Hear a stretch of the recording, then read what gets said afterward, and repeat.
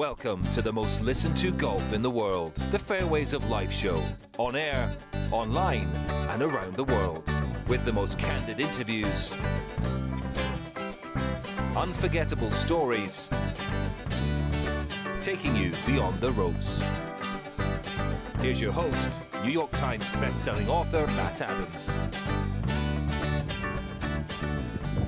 Right, so it is definitely going to be a thick and heavy experience for those finding the rough this week out at Torrey Pines. That video you're watching right now is courtesy of Ben Griffin.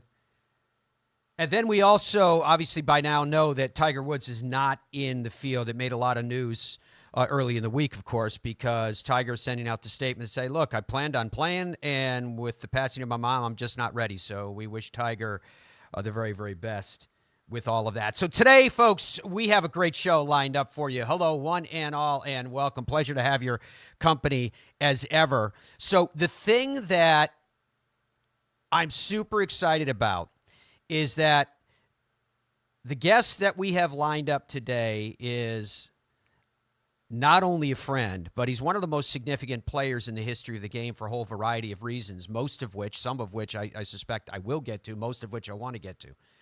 But when you have players that are in the World Golf Hall of Fame, when you have players that are a major champion, when you have players that have distinguished themselves on every stage upon which they have competed, there's a lot to get to, and it's hard to get to at that. Lanny Wadkins is a member of the World Golf Hall of Fame, as mentioned, with 21 PGA Tour victories to his credit. He won the 1977 PGA Championship. And I'll tell you the stories there, which I pray that I'll get to today, because when he and I talk, we just talk, and it goes where it goes. But it is a classic story in and of itself. In 1979, he won the Players. In 1970, he won the U.S. Amateur. He played 8 times, note that, on the United States Ryder Cup team. He was captain of the United States Ryder Cup team. He played in, are you ready for this? 692 PGA Tour events. He had 21 runner-up finishes to go along with his 21 victories. Folks, that's insane. Get this little fun fact. From 1972 to 1992, that was Laney's heyday. He finished in the top 10 131 times in 533 starts. That's 25%. That's a top 10 at least every fourth event for 2 decades. And those decades, folks, were a time that I like to say when giants roamed. Pleasure to have Lanny Wadkins back on the Fairways of Life show. How are you, my friend? I'm well, Matt. Hope you are. You got me up early, but I'm always good to be with you. Oh, it's awesome. I'm not even sure, like you heard me say it, I'm so excited about today. I'm not even sure where to start with you, but let's jump in here. You're a kid.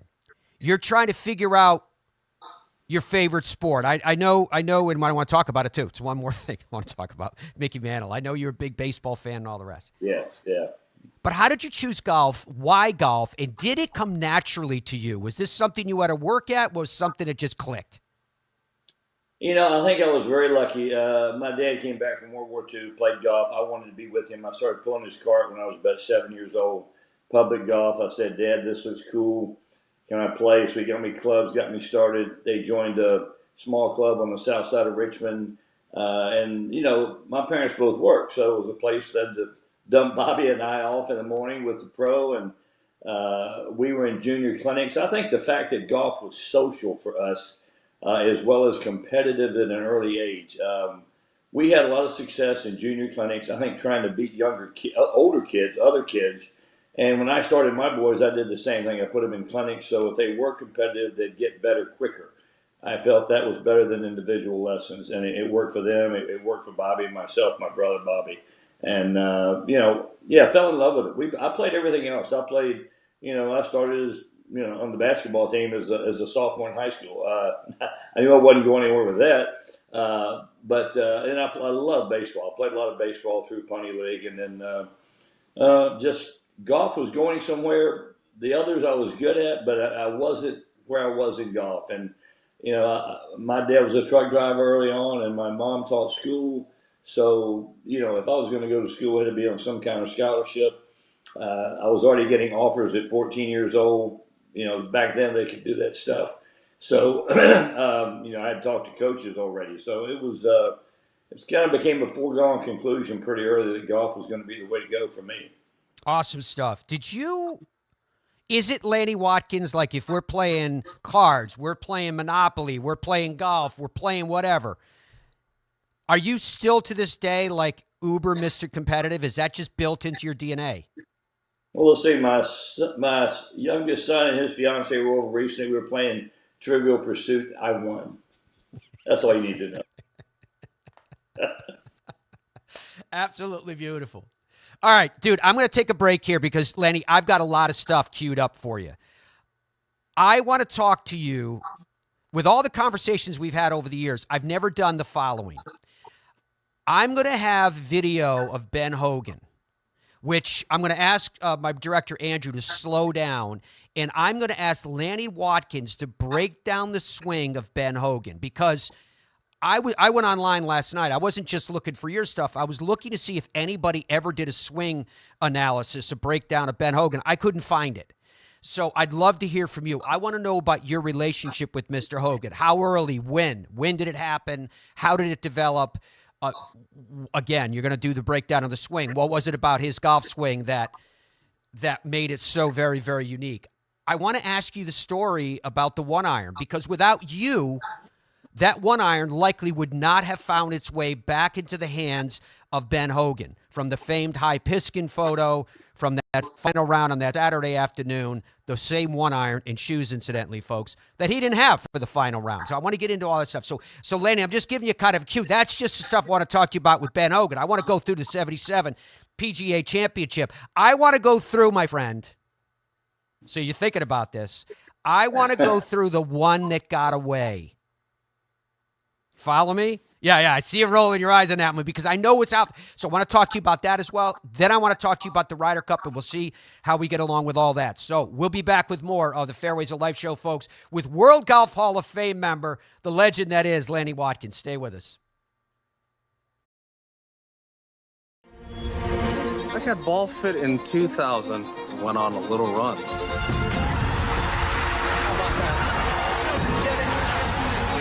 Then Bridgestone fit me again, and I went on another run.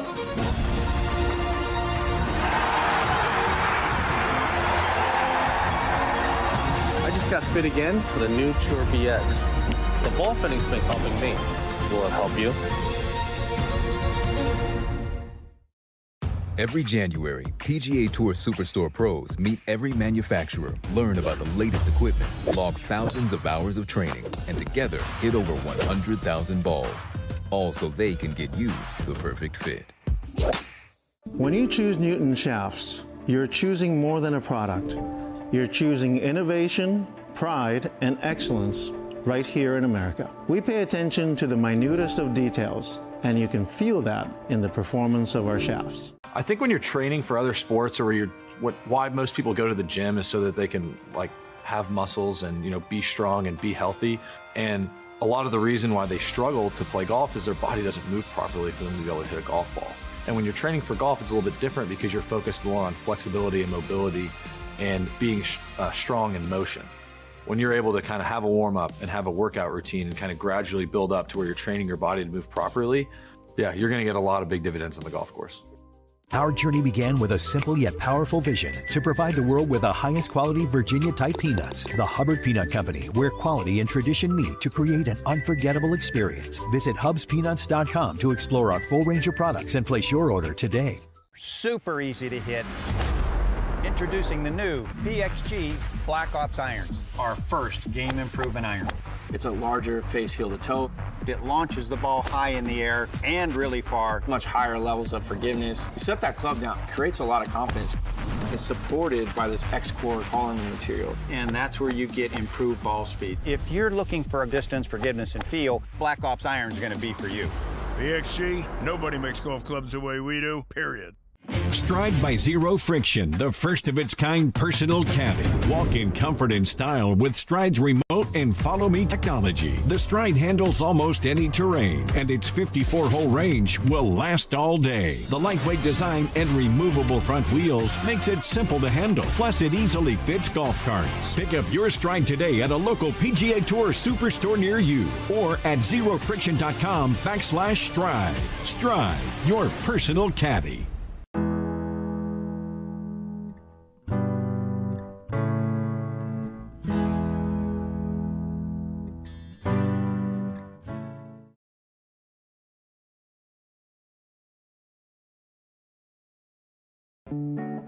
Legend Lanny Wadkins is our guest today.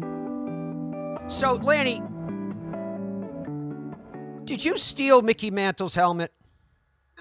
No, I didn't steal it. I was staying with a friend of mine during the Kemper Open in Washington, D.C. We were up looking for golf clubs in his attic, and all of a sudden there's this Yankee batting helmet sitting there. And I said, "What's this?" He said, "When I was 7 years old, I went to a Washington Senators game, and they were playing the Yankees. Mickey struck out, got hot, threw the helmet against the fence. The kid, my friend, said, Ken Fetterman said, I jumped the fence, grabbed the helmet, and bolted the stadium. So when I saw this helmet, he tells me the story. I said, let me take it back to Dallas. I'll have Mickey sign it for you. So we go back to Dallas. I take the helmet back, and Mickey, being Mickey, says, I remember that game. He said, we were all rooting for that kid to get out of the stadium with the helmet. He said, and Mickey is always about, remembering he remembered everything. He said, I'll tell you something else that was weird about that day. Tony Kubek struck out 4 times that day. Tony Kubek never struck out. So, that he takes the helmet, puts it on, says, still fits the Hall of Famer. Then he signs it to my friend, the Kent, nice catch, Mickey Mantle. It had Mantle taped inside it, and it was the old skull cap that they used to wear. Classic. Did you get a chance to play with Mr. Mantle much? Did you get a chance to know him as a person, as a friend? I played with Mickey 100 times. We've probably been to dinner, 20 times at least. We had about 3 couples, my wife and I, and Mickey and Merlin and some other friends would go to dinner probably once a month for several years. We had a blast. He had the best, coolest trophy room I've ever seen. One whole wall was nothing but magazine covers of Mantle. Merlin and his wife had done a great job. And the wall covering was, she had called up Steinbrenner and got all the Yankee pinstripe. That was the wall covering in the room. So it was very cool. That is very cool indeed. Do you find that there's something with great champions, whether we're talking about Mickey Mantle or others that you've met in the world of sport or even business, and then you've got those in the world of golf, and you've known everybody from Hogan and Palmer and Nicklaus and competed against all those guys, et cetera. Is there something to great champions? Is there a common thread, do you think, that makes them great? Yeah, the way they carry themselves, the confidence, they just exude confidence, and in most cases exude confidence and a lot of class, really handle themselves well, not just, in public with everyday people, and they've got most of those guys that I've, been around like that have a very tight circle of friends, people that have been their friends through thick and thin, and they trust implicitly. I think that's one thing I always kind of noticed. Arnold had his little group. Hogan definitely had his little group, and Mantle, had his buddies at Preston Trail where I was playing golf all the time. Did you use that as a strength in your game as well, that being defined as confidence here? Because from the outside looking in, it looked like the confidence of Lanny Wadkins never wavered. There was almost a bravado that was carried with it. But my curiosity is, Lanny, did it waver? Did it wane? Was there a time, maybe even earlier in your career when you had those 3 years there, was there a time that you doubted? There were times, but I felt like I was always going to come out the other end. I was fortunate that when I had the gallbladder and appendix surgery in '74, and then really there was different surgery back then. They cut through 4 muscles in your abdomen. They had to grow back together. I tried to come back too early, kind of screwed up my swing. You have to understand also at the time, I was not working with a teacher. My pro had died in 1970, the night before the final round of the NCAA, when I was leading by a shot. And I did my own stuff from 70 till 85, when I started working with Dick Harmon. Dick helped me immensely. But that whole period, a lot of those wins I had, it was just me beating balls, digging out of the dirt, as they like to say, and that's what I did. So, I didn't mind the hard work. I didn't mind hitting the balls, the heat, whatever. But I developed ways I thought could make it work for me, and I did. I would a lot of times I was playing with swing thoughts or gimmicks in my head, but they worked, and you had to have confidence in those. Is there merit from the standpoint of a competitive armor, confidence, to convince yourself of something, even if the something is not yet apparent to the world or to yourself? Do you understand what I'm asking? Yeah, and I think I do, and I think a lot of that is very, very true. I mean, I believe that I could do it. There was never any doubt that if I was playing my best, I didn't care who I was playing against, whether it was Nicholas Palmer, anybody. I had that kind of confidence in my game. Didn't always work, but I felt like I could get the job done. I knew who the tough players were, and we had the Hale Irwins, the Johnny Millers, and Crenshaws, and Kite, and people that that you just know that you've got your hands full if you're ever going to take any of those guys down. But it was a very, very cool time. I was lucky. I played a lot of practice rounds. Tom Weisskopf, who was a mentor to me, helped me immensely with a lot of things on the golf course. And during those practice rounds, we were playing against Palmer and with our good buddy Bert Yancey back in the day. And Bert was all about helping Tom and I try to be the best players we could be. Helped us with a number of things, from developing a routine, putting, things that I'd never thought about. Bert was amazing. Did you give any putts in those matches? Oh, here and there. Those days were the best days. Playing the tour back then. Weisskopf and I played.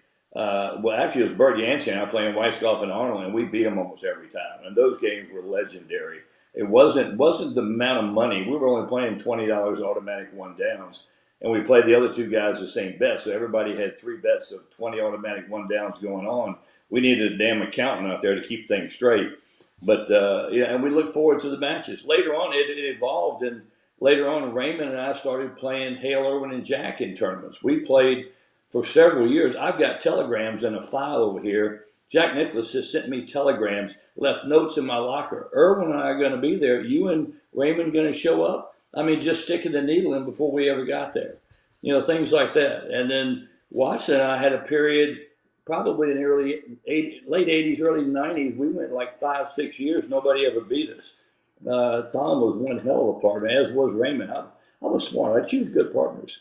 Unbelievable. When you think about your path, Lanny, from college to turning professional to your first win on the PGA Tour over Arnold Palmer that same year, you win the Arnold Palmer Award as the Rookie of the Year. We could just pause there and talk about that. Your Tuesday games against Mr. Palmer and Weisskopf, et cetera.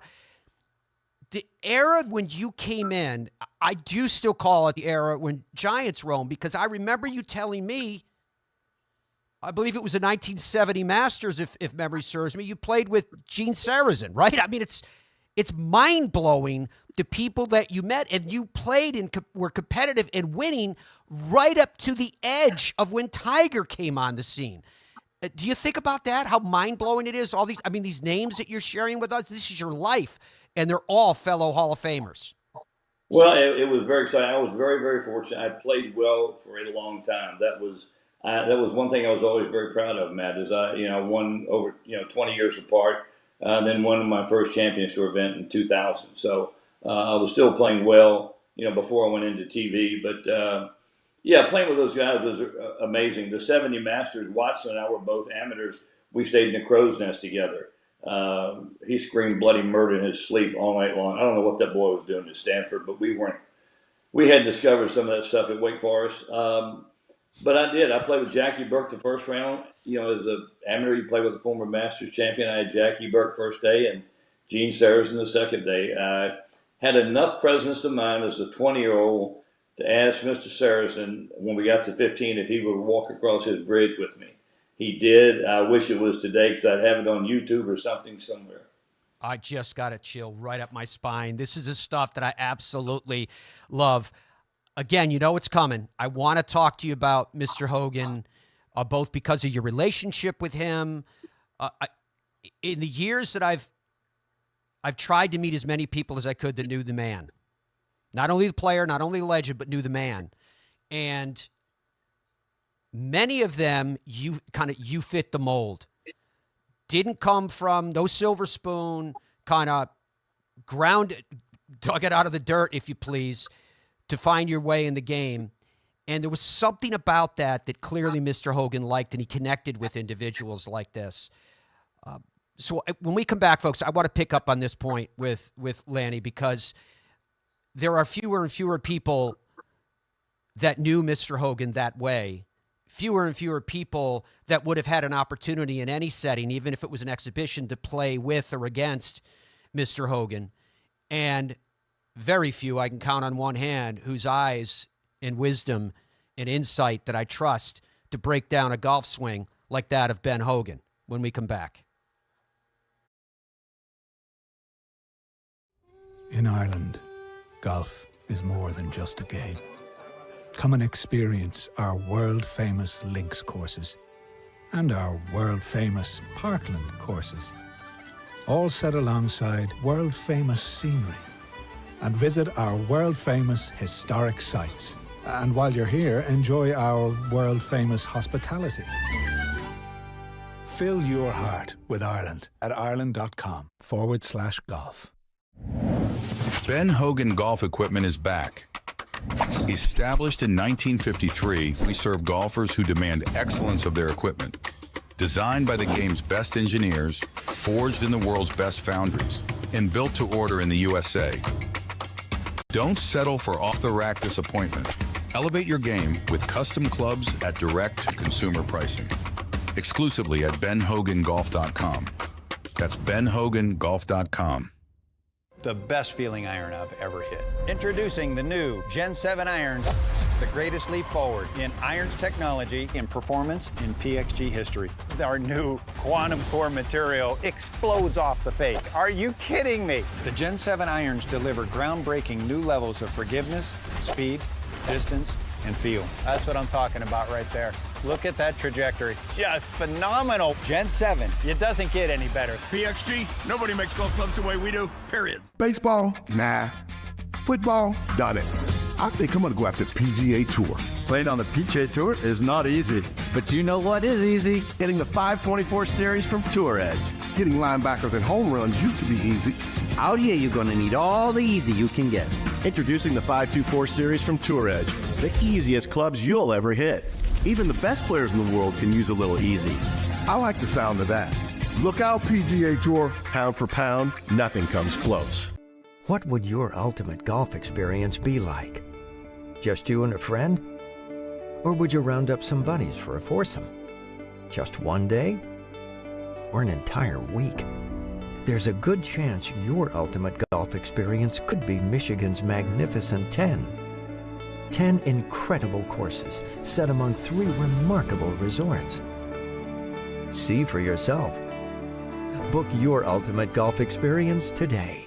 Our journey began with a simple yet powerful vision to provide the world with the highest quality Virginia-type peanuts. The Hubbard Peanut Company, where quality and tradition meet to create an unforgettable experience. Visit hubspeanuts.com to explore our full range of products and place your order today. Every January, PGA Tour Superstore pros meet every manufacturer, learn about the latest equipment, log thousands of hours of training, and together hit over 100,000 balls. All so they can get you the perfect fit. When you choose Newton shafts, you're choosing more than a product. You're choosing innovation, pride, and excellence right here in America. We pay attention to the minutest of details, and you can feel that in the performance of our shafts.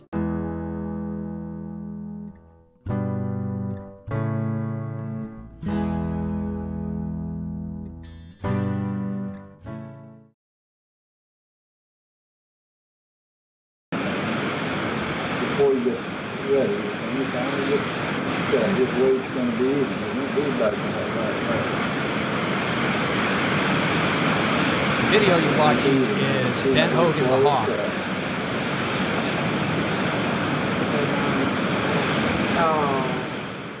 And this video that was shot by a member of Seminole is the great man describing his golf swing.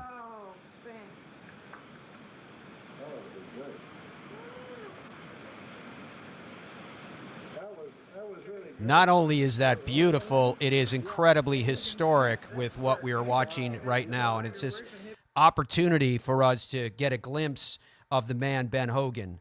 As I mentioned to you guys, I have sought out in my career to find people that knew Ben Hogan as a friend, or at least not simply as an icon and as a golfer, not simply as the steely-eyed hawk and the legend that he was. The stories are quite amazing. The image of who Ben Hogan is as a human being is quite different than that which we believe that we know of the man. And we have this rare opportunity in our conversation today with one of my favorites in the game, with Lanny Wadkins, to talk about his unique relationship with Ben Hogan, to talk about a very unique crossroads that he had with Mr. Hogan in bringing the famed one-iron back. At the 1950 U.S. Open at Marion, Ben Hogan, coming back in this major championship to contend, to lead, after his near-fatal car accident. Well, again, you have the myth of who Ben Hogan, and then you have the reality of what was going on. In those days, the third and final rounds were played on a Saturday because a lot of these pros had to get back to their golf shop, had to get back to their real jobs. Mr. Hogan, leading down that final stretch, was leaking oil. Why? Because his decimated lower half of his body from that car accident, wrapped in ace bandages, were running out of steam. He hit a one-iron on 18, and to which people say oftentimes, reacting and say, geez, one iron really didn't go that far back in that day. And the reality is Ben Hogan hit a one iron on that day because he needed to hit a one iron on that day. It was a luxury he didn't have in the playoff that he won on Sunday because the one iron was stolen. You're looking at a picture of it there on your television screens now because in 2013, I had the incredible honor of bringing Mr. Hogan's one iron back to the exact spot where now that distinction on the ground, that plaque lies. And so this was the first time that one iron had been back at that exact spot since Mr. Hogan hit it that day. But that one iron would not have gotten to that spot had it not been likely for our guest, Lanny Wadkins. Lanny, how did you help orchestrate the return of what may be one of the most famous artifacts in the game of golf back to Mr. Hogan? What was that like? Well, Matt, it was interesting. I got a call from a guy named Jackie Murdoch, who was a former basketball player at Wake Forest, former head coach at Wake Forest, way long time ago.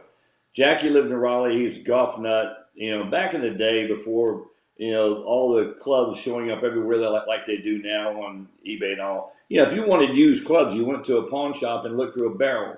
He found that club in a barrel in Raleigh. He called me. He said, Lanny, I think I've got Hogan's one iron that was stolen when he was leaving the 18th green, you know, after the last round at Marion. I said, well, Jackie, you know, we talked, and then I said, send it to me.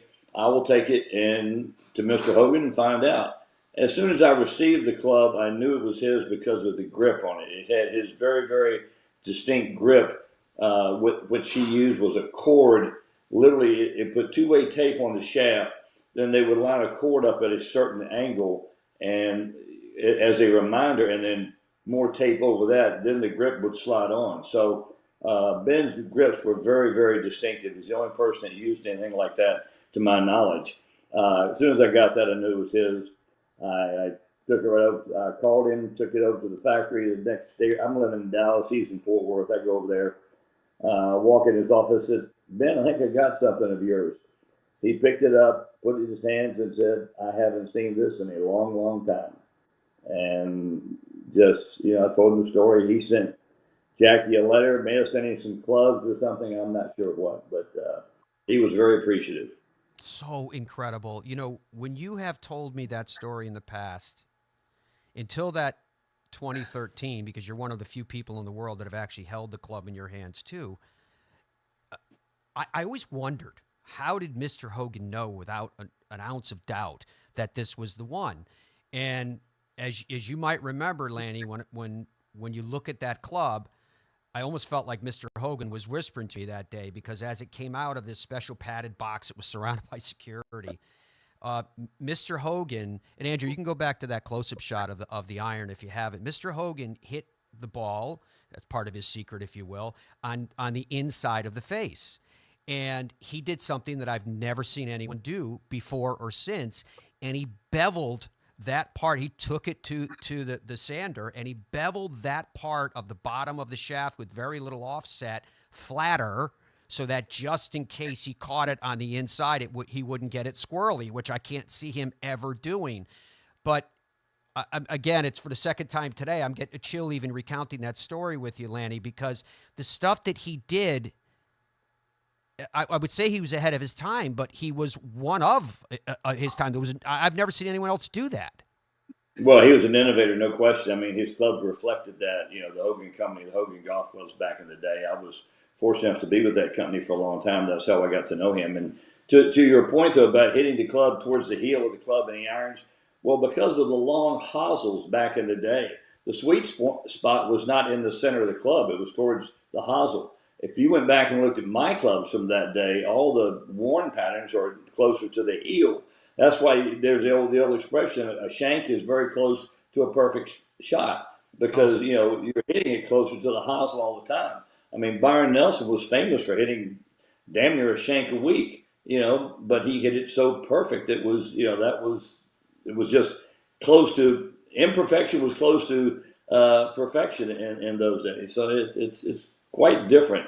The way, in fact, a lot of us that played clubs back then, it took a while for us to adjust to the sweet spot being moved closer to the toe when I was coming up. You know, that was something it took me probably, 6 months to a year to get. And I think a lot of people my age probably went through some of that. Oh, yeah. I remember my buddy Mark Carnevale, who was about a decade younger than you, telling me he used to get frustrated with the modern clubs because he couldn't work the ball the way he used to. All right, talking about working the ball, let's get to this so I don't run out of time, because I think this is going to be a really unique opportunity. We showed you the video coming in this segment called Ben Hogan the Hawk. Was back in the day outside of Seminole, where he was discussing his own swing, but it was hard to see. It was very hard to hear him. Lanny, let's ask you to do this. We're going to show you video of Mr. Hogan's swing, and if you could, describe for us, what is it, what works, and why? Well, I wish I'd paid more attention back then in some instances, but, Ben was not a big man. He was only 5'7". He moved a little laterally off the ball back into his right side. Really wanted to get into the right side big time. You can see that left knee getting behind the ball. I always loved his leg work and balance. That was one of the things. His head was the center of his universe. It may have moved a skosh laterally, but boy, it stayed right there and stayed down in the spine angle through the ball. These are all big things that I was, fond of watching with him. I mean, look at this. That didn't look like much like Ben there at all. That may have been somebody else. That looked like Lloyd Mangrum, actually. But he was, just a great swinger. He had a lot of speed for, a guy only 5'7", was very long. He hit the ball a long way. When I was playing with him a lot in the early 80s, I was still, on tour. He was, I don't know, 20, 30 years. He was probably in his late 60s at the time, and he was every bit as long as I was off the tee.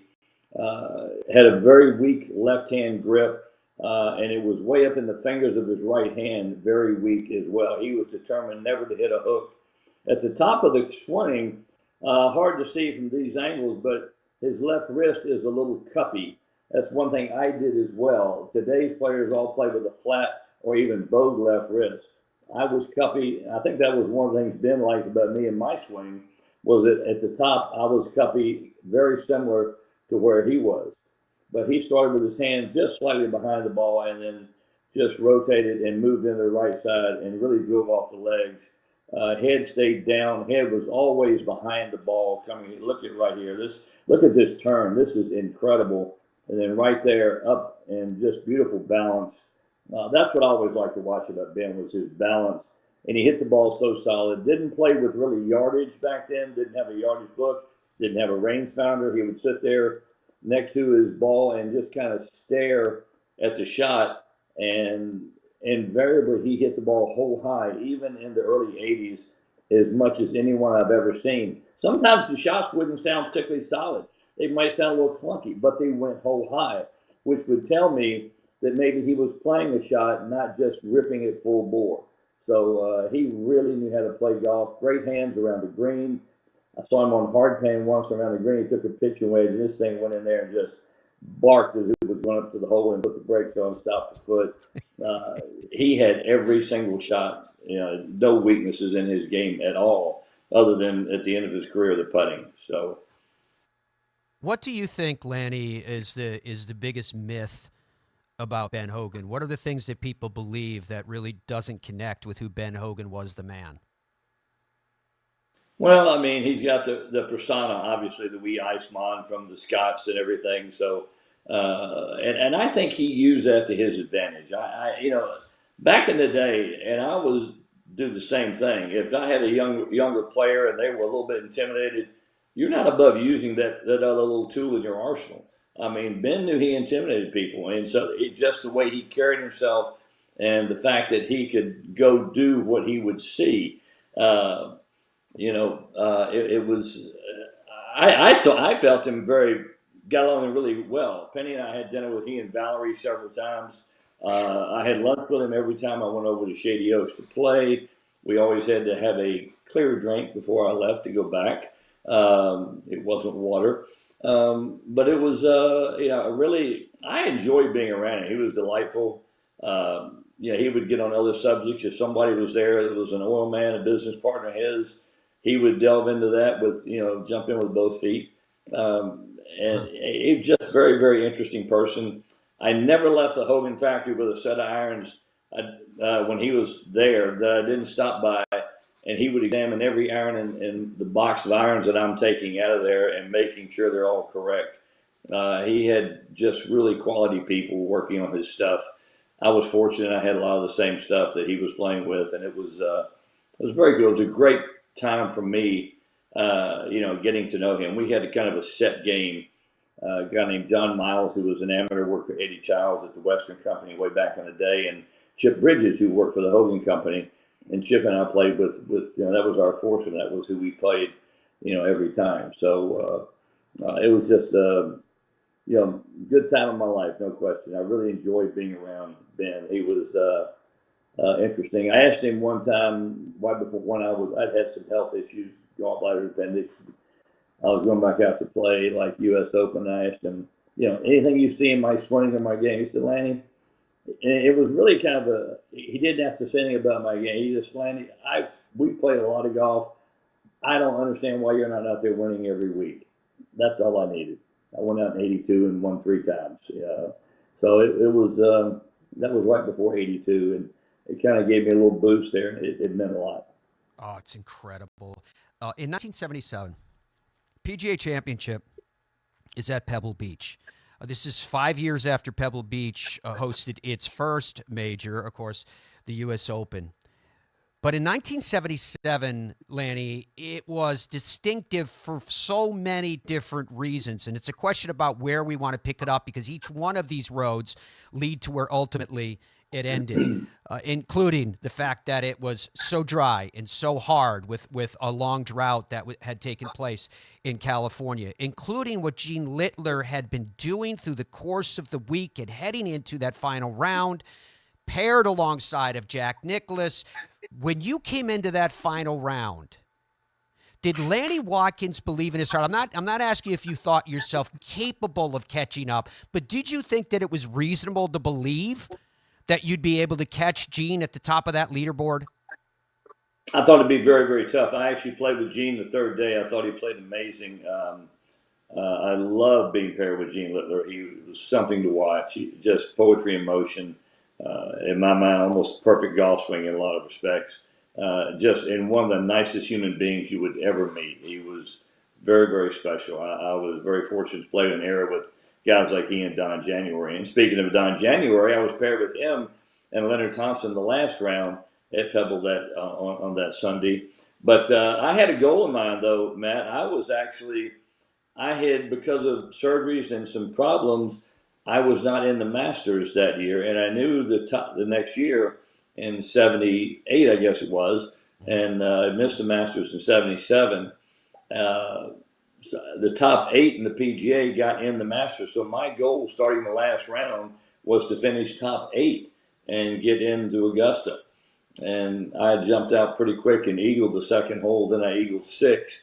I really did not have a birdie all day until 18, where I made birdie, but it was kind of a wild and woolly day. And as you mentioned, the course was extremely dry, playing very fast, hitting clubs we'd never hit to some of those holes before. So it was, and the rough was spotty, I guess you would say. It was, you could be in a bad clump or you could be sitting fine. So sometimes luck of the draw as to what you had. When you were on your rotation, when you were coming in, when you finally made that birdie at 18, were able to come in, how much did you know about what was going on behind you? For in particular, with Jack Nicklaus bogeying 17, how much were you aware of all of this happening in terms of the experience that you had now on tour for some time to go, I can kind of get a sense of how this thing is going to play itself out versus what actually happened? I had a sense around 14 or 15. We knew Littler was struggling. He had made some bogeys, and I had a good round going. I was maybe a couple under. I think I bogeyed 14. I needed birdies coming in. I don't know if I birdied 15 or not. Don't remember. I remember I saved par at 16 with about a downhill left to right 8-footer, which was a good move. Going to the tee at 17, there's a big scoreboard. I saw the scoreboard. I think at that point I was 2 back. I said, I just got a birdie at 17 and 18. Well, what a lot of people don't know is that in a major championship, they play 17 actually across the road from the 4th tee. So it goes from being, 4, 5, 6, maybe even 7 iron to the right front to 4-wood 2-iron shot. I hit 4-wood at 17, I want to say at least twice that week. Pin was back left center. I hit the best 2-iron of my life to about 12 feet behind the hole at 17. Thought I had to make that putt in birdie 18 to have a chance, and I hit a great putt. It melted over the left edge, did not go down, finished on the right back edge. The whole way down there, I thought it was going in. It didn't, and I just, went, may not happen. At least I can get my top 8 and get in Augusta. So then I hit a really good drive at 18, laid up with 4-iron, had 92 yards, and hit it 2 feet from the hole and made birdie. When you finished, did you head to the range? No. The range was non-existent at Pebble Beach back then. There was no range to go to. It would have been a 10-minute drive away. I actually hung at the scoring tent. I stood there and watched Nicklaus stand over a 15, 20-footer to tie me at 18, and not really pulling for Jack at that point in time. I'm thinking if he ties me, it's a Monday playoff. We did not know it was sudden death at this point in time. And I'm thinking Monday at Pebble Beach, Nicklaus, Lanny, it's not going to go real well for old Lanny boy. I didn't like my chances. Jack had already won 2 majors there, a U.S. Amateur and an Open. So, he missed the putt, and I was kind of pleased about that. Anyway, I just stood there and watched the guys come. It was like Jack and then one more group maybe finishing. Littler had about a 25-footer or so for birdie, 2-putted. Ed Sneed, my buddy, gave me I was halfway through a beer, and they said, Lanny, you're on the first tee. Well, I got to find my caddy. I've got to get my life together and think about what we're doing. And I hadn't had a shot in an hour, and go to the first tee for a playoff. Yeah, and you played well enough through that playoff to claim a major championship on that 3rd hole. I'm going to ask you this question because, as you know, I've got too many questions to ask you that I'm going to be able to fit in today. But how did it change your life? Oh, well, I went from being technically a non-exempt player on tour I wasn't in the top 60. It was top 60 back then, not 125.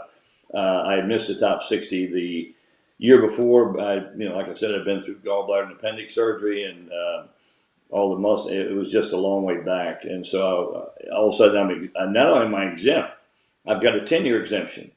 Then 2 weeks later, the next tournament I win is a World Series of Golf, which is another 10-year exemption. Then I won LA, then I won the Players Championship, which was another 10-year exemption. So unfortunately, they didn't stack them up. But, I did have that going for me. So that was the end of my days of being non-exempt. So now I'm in all the big tournaments, Masters for 5 years, everything. It changed. Financially, it changed it because now when I went overseas, I could command six-figure appearance fees. And, Penny and I could travel overseas, late 70s, early 80s. If I had a good year on tour, win 2 or 3 times, I'd win, 650, 700,000. We could go overseas half a dozen times at the end of the year and double our income. And for us, that was money we lived on, everything. It was just the way it was back then. Yeah, very, very big deal indeed. We're going to continue our conversation with Lanny Wadkins. If I have time, I'm going to slip in that question about the one that got away because I'm sure that's classic as well. But I want to talk to him about some other classic stories, including at the Ryder Cup, including Seve, including a putt in retrospect that may be called great. I'll let him tell the story and define it by himself. But when we come back, more with the World Golf Hall of Famer Lanny Wadkins on the Fairways of Life show right after this.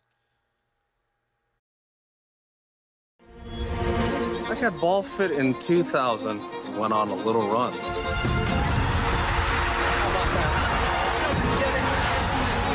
Then Bridgestone fit me again, and I went on another run.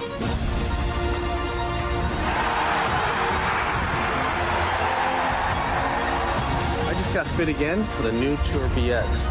The ball fitting's been helping me. Will it help you? What would your ultimate golf experience be like? Just you and a friend? Or would you round up some buddies for a foursome? Just one day? Or an entire week? There's a good chance your ultimate golf experience could be Michigan's magnificent 10. 10 incredible courses set among 3 remarkable resorts. See for yourself. Book your ultimate golf experience today. I think when you're training for other sports or why most people go to the gym is so that they can have muscles and be strong and be healthy. And a lot of the reason why they struggle to play golf is their body doesn't move properly for them to be able to hit a golf ball. And when you're training for golf, it's a little bit different because you're focused more on flexibility and mobility and being strong in motion. When you're able to kind of have a warm up and have a workout routine and kind of gradually build up to where you're training your body to move properly, yeah, you're going to get a lot of big dividends on the golf course. Super easy to hit. Introducing the new PXG Black Ops irons, our first game improvement iron. It's a larger face heel to toe. It launches the ball high in the air and really far. Much higher levels of forgiveness. You set that club down, it creates a lot of confidence. It's supported by this X-Core Holland material. And that's where you get improved ball speed. If you're looking for a distance, forgiveness, and feel, Black Ops iron is going to be for you. PXG, nobody makes golf clubs the way we do, period. Stride by Zero Friction, the first of its kind personal caddy. Walk in comfort and style with Stride's remote and follow me technology. The Stride handles almost any terrain, and its 54-hole range will last all day. The lightweight design and removable front wheels makes it simple to handle. Plus, it easily fits golf carts. Pick up your Stride today at a local PGA Tour Superstore near you or at zerofriction.com/Stride. Stride, your personal caddy. Every January, PGA Tour Superstore pros meet every manufacturer, learn about the latest equipment, log thousands of hours of training, and together hit over 100,000 balls. All so they can get you the perfect fit.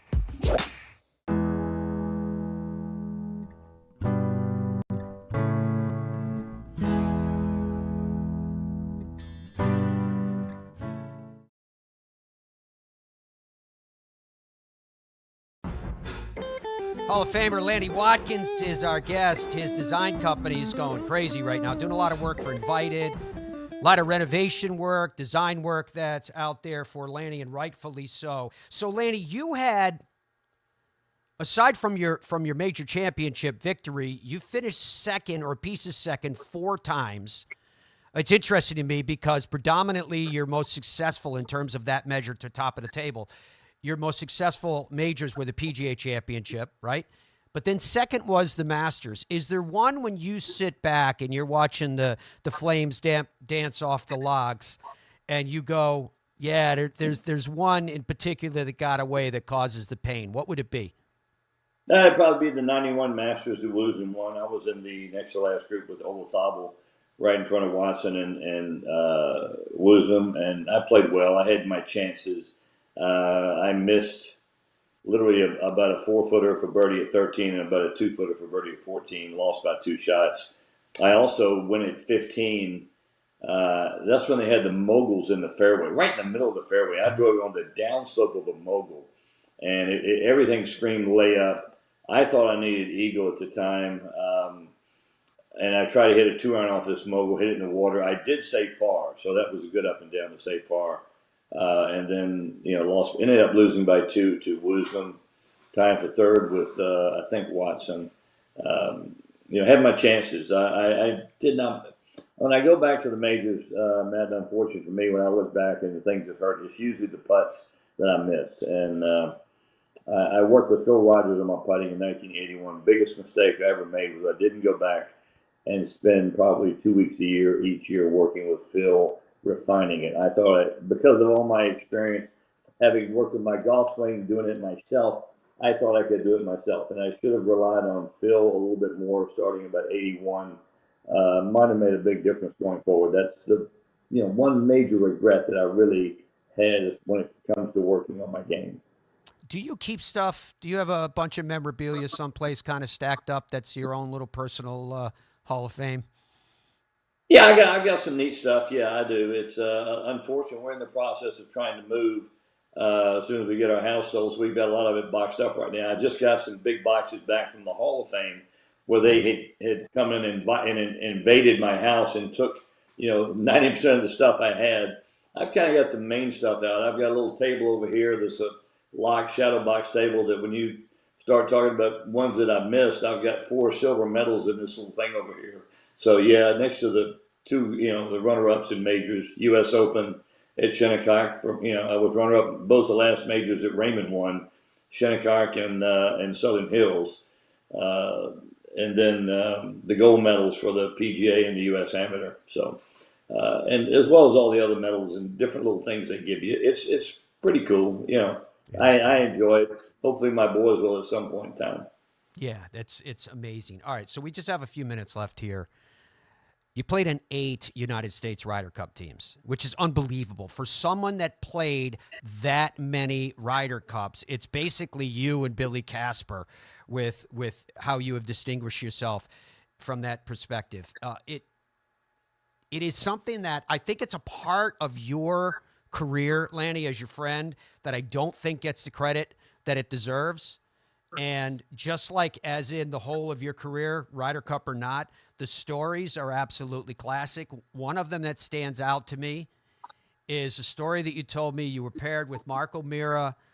I don't remember who Sevy's partner was, but let you tell that. You go down the road. Tell the story the way you want to. Well, it was Manuel Panera. I played the first day at the Belfry. I think it was 85. It was Mark's first Ryder Cup. I played the first day with Raymond as my partner, not bad. And we had won both matches. And I got into it. Let's just say I was, the guy that was getting excited, jumping around, fist pumping everything. I was pretty much there. So the Brits didn't like me a lot, and that was fine. Got to the first tee, they booed us. O'Meara turned about as white as a sheet. I said, yeah, don't you love it? Let's go get them. Well, we all headed down the fairway, won the Belfry. Mark and Manuel Panera were a long way from the hole. They ran their putts up, picked them up. I've got about 25 feet for birdie. Sevy's about 12 feet in my line. And I had him move his coin. And I literally pulled the putt. It hit his coin, kicked right, and it went in the hole. He went ballistic. I mean, Sevy, it was always looking for an excuse to get in your face. I played him 4 times in Ryder Cup. I was 4-0 against him. You just had to know that you don't put up with any crap from Seve. So I got right back in his face when he yelled at me about pulling the putt. I said, "Yeah, Seve, I'm that blanking good. Don't forget it." And that was the way it started. O'Meara and I ran the tables. We had him 6 down and 6 to play at one point. Absolutely classic. I only have about a minute left here with you, Lanny. That portion of your career, those Ryder Cups that I mentioned, that I think are so incredibly significant. How distinctive is that to you when you have a moment, a second to reflect? Yeah, they were actually, to me, in a lot of ways, the highlight of my career. There were things we got to do with the other players. Golf's such a singular sport. All of a sudden, now you've got teammates. I had, in my mind, the 11 best players in the world on my side, and it was an honor to represent my country. I loved every minute of Ryder Cup. The times, I had great partners. I played with Raymond, O'Meara.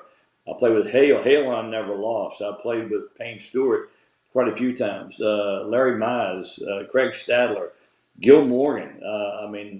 I had a lot of great partners, and Corey Pavin and I, had good vibes. In the '93, we were on the last team that won in Europe in '93 for Captain Tom Watson. So I was very fortunate. I had great friends and great players I got to be with. Amazing. Lanny, we are out of time, unfortunately. I don't think I told everybody where I wanted to go. I think I may have gotten to half of the list today, so please come back and join us again. We wish you the very, very best, and thank you for the amount of time that you gave us. Oh, Matt, my pleasure. Always great being with you. Take care of yourself. You too, my friend. And to all of you, thank you for your company. Be well. Goodbye for now.